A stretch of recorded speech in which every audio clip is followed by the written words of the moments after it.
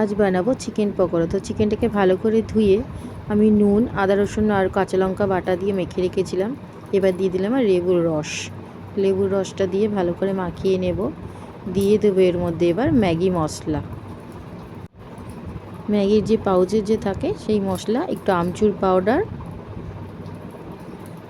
একটু জিরের গুঁড়ো মানে ভাজা জিরের গুঁড়ো, এটা পেঁয়াজ কুচানো,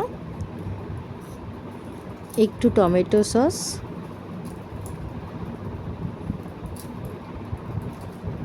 টমেটো সসটা দিয়ে ভালো করে মাখিয়ে নিতে হবে। এবার দিয়ে দেবো একটু কর্নফ্লাওয়ার, একটু ময়দাও দেবো বাইন্ডিংয়ের জন্যে। ময়দা কর্নফ্লাওয়ার দুটোই দেবো। একটু দিয়ে দিলাম লাল লঙ্কার গুঁড়ো। খুব ভালো করে মেখে নিতে হবে। মাখানো হয়ে গেছে, এবার এগুলো ভেজে নেব। এদিকে তেলটা গরম হয়ে গেছে, এই যে একটা একটা করে এরকম করে দিয়ে দেবো, দিয়ে ভাজতে শুরু করে এরমভাবেই উল্টে পাল্টে লাল লাল করে ভেজে নিতে হবে। তো এইভাবেই পকোড়াগুলো বানালে পুরো দোকানে যেরকম আগে আমরা খেতাম না, খুব দারুণ, এইভাবে ভালো লাগে। তো এইভাবে দেখুন এক পাটটা হয়ে গেছে, ভালো লাল লাল ভাজা হয়ে গেছে, এবার তুলে নেব।